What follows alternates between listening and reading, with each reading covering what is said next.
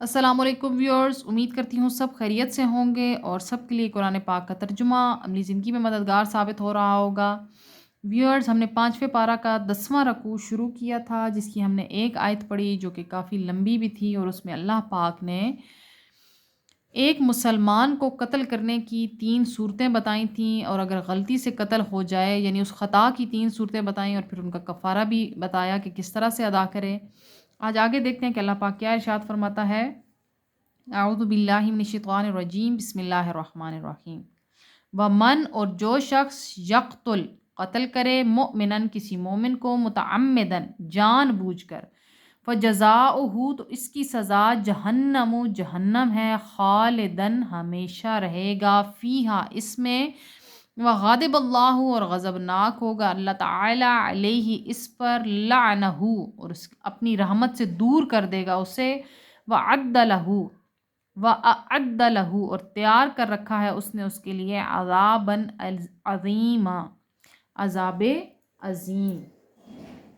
ابھی پہلے اللہ پاک نے قتل خطا کا ذکر کیا تھا، لیکن ابھی اللہ پاک قتل عمد کا ذکر کر رہا ہے، یعنی جان بوجھ کر قتل کرنا۔ قرآن حکیم اور ارشادات نبویہ اس جرم کے عظیم ترین ہونے پر شاہد ہیں، یعنی گواہ ہیں۔ یعنی اللہ پاک فرماتا ہے کہ یہ عظیم ترین جرم ہے جان بوجھ کر کسی کو قتل کرنا۔ قرآن حکیم کی یہی آیت انسان غور سے پڑھے اور اس میں قاتل کی جو سزا بیان کی گئی ہے اس پر نظر ڈالے تو رونگٹے کھڑے ہو جائیں گے۔ حضور علیہ الصلوۃ والسلام کا ارشاد ہے کہ دنیا کے فنا ہونے سے بھی زیادہ بے گناہ مومن کا قتل اللہ کے نزدیک شدید ترین ہے۔ اللہ پاک ہمیں معاف فرمائے۔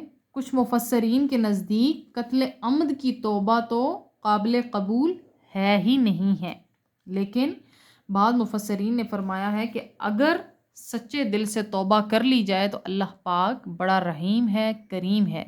یہ اللہ پاک نے ان کے لیے بیان کیا ہے جو قتل کر کے توبہ کرتے ہی نہیں ہیں بلکہ اپنے آپ کو ہی ٹھیک سمجھتے رہتے ہیں۔ تو اللہ پاک نے فرمایا ایسے لوگوں کا ٹھکانہ تو جہنم ہے اور وہ ہمیشہ اسی میں ہی رہیں گے۔ اللہ پاک معاف فرمائے، اللہ پاک ہمیں اس طرح کے جرائم سے بچا کے رکھے اور اپنی رحمت کے سائے میں رکھے۔ آج کا لیسن یہاں تک کی، نیکسٹ انشاءاللہ نیکسٹ ویڈیو میں، فی امان اللہ۔